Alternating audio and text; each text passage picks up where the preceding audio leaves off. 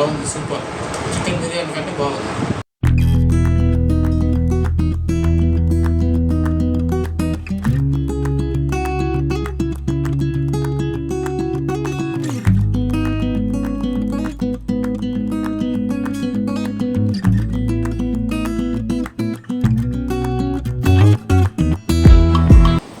Hello everyone, welcome back to my channel Anjali trends.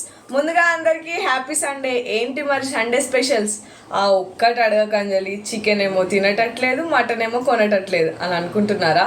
మరి chicken మటన్తో పెట్టుకునే బదులు మంచిగా వెజ్లోనే వెరైటీస్ చేసుకుంటా పోలా. అందుకే మేమైతే ఈ సండే పన్నీర్ బిర్యానీ చేద్దామని అనుకుంటున్నాను అనమాట. సో బావ అయితే పన్నీర్ కూడా తెచ్చిందనమాట. సో ఇంకా చేస్తూ మీకైతే ప్రాసెస్ ఎక్స్ప్లెయిన్ చేస్తా. మీరు కూడా నెక్స్ట్ సండే అదే ట్రై చేయండి. ఈ చికెన్ మటన్ ఎందుకు ఎప్పుడు ఊకవే ముక్క ముక్క ముక్క ముక్క లేకపోతే చచ్చిపోతారా? చచ్చిపోకండి, వేరే ఆల్టర్నేట్గా చూసుకోవాలి. సో ఇంకెందుకు ఆలస్యం, పన్నీర్ బిర్యానీ రెసిపీ చూసేద్దాం రండి. ఫస్ట్ ప్రాసెస్ ఏం స్టార్ట్ చేయకముందు మనమైతే ఫస్ట్ బాస్మతి రైస్ని కడిగి నానబెట్టుకోవాలన్నమాట 1/2 an hour. దాని తర్వాత మనం మిగతా ప్రాసెస్ అయితే చేసుకోవాలి. నేనైతే ఇవి తీసుకుంటున్నాను, బాస్మతి రైస్.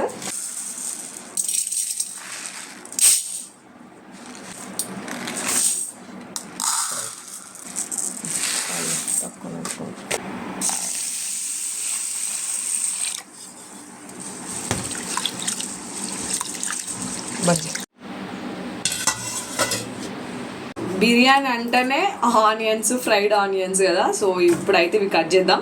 కాకపోతే ఈ కట్టింగ్ పని నేను కాకుండా బావకైతే చెప్పి చేయమంట. ఆ లోపు నేను దాని తర్వాత పన్నీర్ మ్యారినేషన్ చేస్తాను అనమాట. సో ఇవైతే బావకిద్దాం. హాలిడే ఉన్న రోజు ఇలా కూరగాయలు కట్ చేయడం లాంటి చిన్న చిన్న హెల్ప్స్ అయితే బావ దగ్గర నుంచి నేను తీసుకుంటాను. బావ కూడా హెల్ప్ చేస్తాడు. సో ఇక్కడైతే బావ ఆనియన్స్ కట్ చేసే లోపు నేనైతే స్టవ్ ఆన్ చేసి కడాయి పెట్టుకొని అయితే ఆయిల్ హీట్ చేస్తున్నాను. ఒకవైపు కడాయిలో ఆయిల్ వేడెక్కుతుంది, ఇంకో వైపుకి అయితే ఒక గంజులో కొన్ని వాటర్ వేసి వేడి చేస్తున్నాను. సో అవి ఎందుకో చెప్తాను, కానీ ఈ లోపు ఆయిల్ వేడెక్కింది. బావ కూడా ఆనియన్స్ కట్ చేసిండు. అవి తీసుకొచ్చి అయితే ఆయిల్లో ఫ్రై చేస్తున్నాను, ఫ్రైడ్ ఆనియన్స్ కోసం.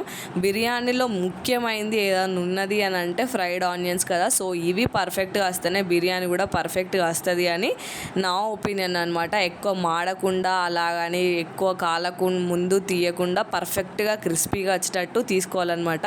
పన్నీర్ వచ్చేసి మిల్క్ మిస్ట్ బ్రాండ్ తీసుకున్నాం. ఇంకా మార్కెట్లో చాలా బ్రాండ్స్ అయితే ఉంటాయి, దాంట్లో ఏదైనా తీసుకోవచ్చు. ఇప్పుడు మనం గోరువెచ్చగా వాటర్ అయితే చేసుకున్నాం కదా, దాంట్లో ఈ ప్యాకెట్ పెట్టాలన్నమాట. సో పెడితే ఏమైందంటే మంచిగా ఫ్లఫీగా అయితే వస్తాయి.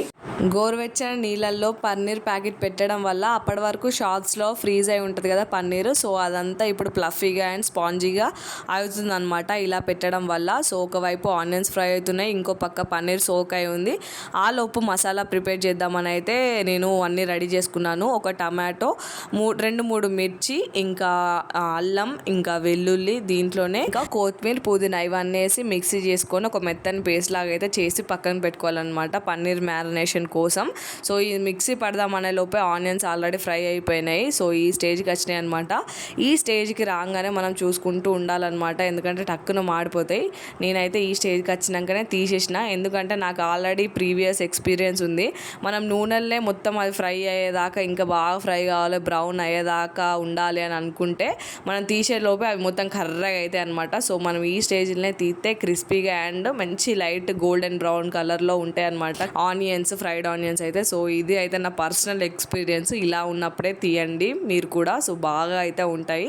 ప్రస్తుతానికి మన ఫ్రైడ్ ఆనియన్స్ అయితే రెడీ. ఇప్పుడు మనం ఏం చేయాలంటే, మనం ఆల్రెడీ సోక్ చేసి పెట్టాం కదా పన్నీర్ ప్యాకెట్, తీసి అయితే చిన్న చిన్న పీసెస్గా అయితే కట్ చేసుకోవాలి. సో ఇప్పుడైతే ఈ ప్యాకెట్ని ఓపెన్ చేసి చూద్దాం.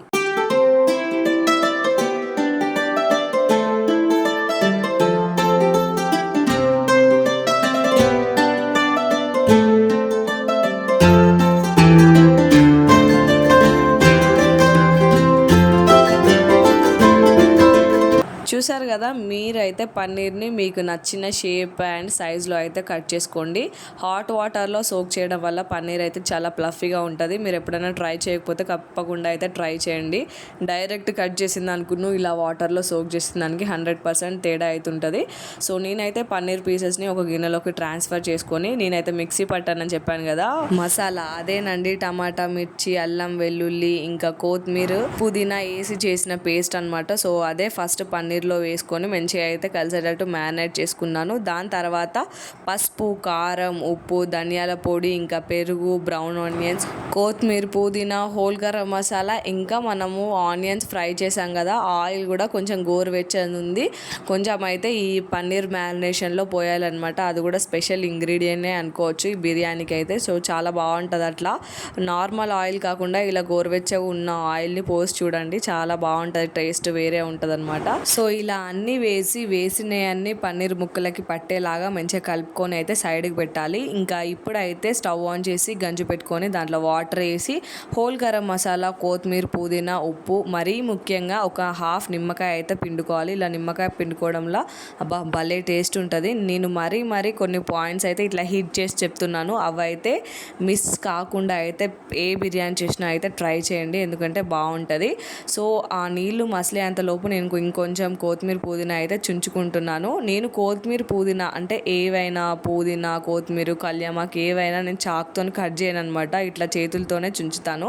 నేను ఎక్కడనో వీడియోల్లో బుక్కుల్లో చూసిన అనమాట, ఇట్లా కొత్తిమీర చాకు పెట్టి కట్ చేస్తే దాని గుణం కోల్పోతుంది, దానికి ఉన్న టేస్ట్ పోతుంది అని ఎక్కడనో విన్నా అనమాట. సో అక్కడ విన్న కాంచి అట్లా చేతులతోనే చుంచుడు అలవాటు అయిపోయింది అనమాట. చాకు అసలు వాడను కొత్తిమీర చుంచడానికి. ఒకవైపు కుకింగ్ అవుతుంది, ఇంకో పక్క క్లీనింగ్ కూడా అయిపోతుంది అనమాట. లేకపోతే ఎక్కడ పెట్టేస్తే ఆ కుకింగ్ అయిపోయే లోపు ఆ కిచెన్ అంతా పెంట అయిపోతుంది అనమాట. సో అందుకే ఒక సైడ్ అది అవుతూ ఉంటే ఇంకా చుట్టుపక్కల అంతా క్లీన్ చేసుకుంటా ఉన్నాను. సో ఇది మేము రీసెంట్గా తీసుకున్న స్టెయిన్లెస్ స్టీల్ కడాయి అనమాట, బావ అయితే తెచ్చాడు. సో దాంట్లో అయితే బిర్యానీ చేస్తున్నాను. మ్యారినేట్ చేసి పెట్టాం కదా పన్నీర్, సో అదంతా ఇందులోకి అయితే ట్రాన్స్ఫర్ చేసుకొని దీనిపైన కొత్తిమీర, పుదీనా, బ్రౌన్ ఆనియన్స్ అయితే చల్లి పెట్టుకున్నాను అనమాట. అన్నము 80% కుక్ అయిన తర్వాత దీని మీద వేసుకొని మంచిగా లేయరింగ్ చేసి దమ్ పెడితే అయిపోతుందని.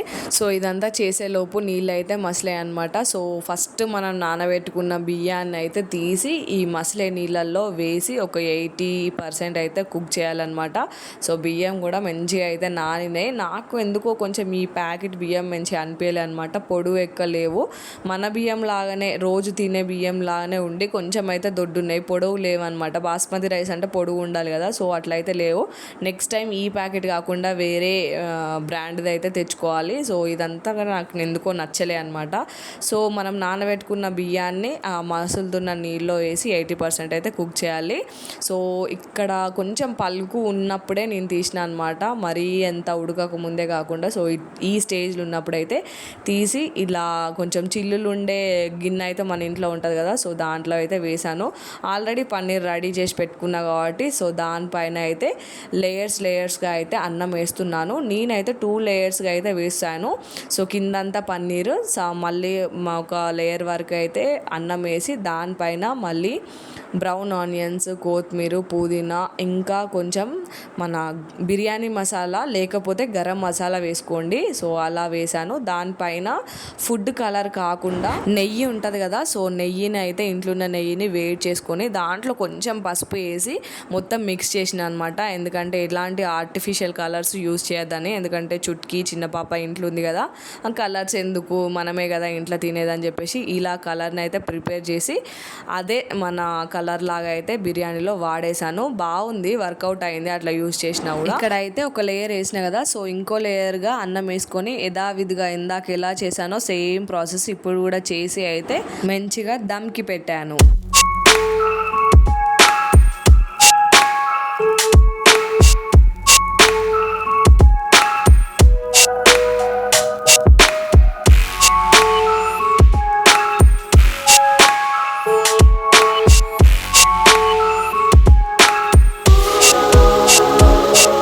చూసారు కదా, నేను ఇలా అయితే బరువు పెట్టాను అంతే, ఏం గోధుమ పిండి అలాంటి ఏం పెట్టకుండా జస్ట్ ఇలా బరువు పెట్టాను, మంచిగా దమ్ అయిందనమాట. సో ఇప్పుడైతే మన పన్నీర్ బిర్యానీ అయితే రెడీ.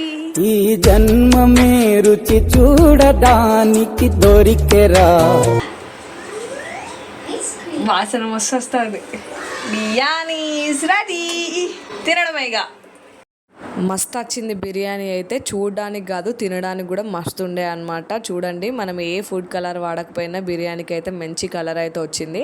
బ్రౌన్ ఆనియన్స్ కూడా మనం పర్ఫెక్ట్గా కుక్ చేసినాం. కలర్ కూడా మంచిగానే నెయ్యి అండ్ పసుపు అయితే వర్కౌట్ అయింది. పొడి పొడిగా వచ్చింది అనమాట బిర్యానీ కూడా. రైస్ అండ్ పన్నీర్ కూడా మంచిగా కుక్ అయింది. పన్నీర్ని మనము ఫ్రై చేయకుండా, ఆ గ్రేవీని కుక్ చేయకుండా అయితే పన్నీర్ అయితే మంచిగా సాఫ్ట్గా మంచిగా అయితే కుక్ అయింది. సో ఇదే చుట్కీకి అయితే కొంచెం వైట్ రైస్ విత్ ఒక పన్నీర్ పీసెస్ అయితే తినిపించాను అనమాట. చుట్కీ కూడా నచ్చింది, మంచిగా అయితే తిన్నది. బయట బిర్యానీ తినిపించడానికి ఆలోచించాలి కానీ మనం ఇంట్లో బిర్యానీ తినిపించడానికి ఆలోచించాల్సిన అవసరం లేదు. సో మనమే ప్రేమతో చేస్తాం కాబట్టి ఆబ్వియస్లీ వాళ్ళు తింటారు.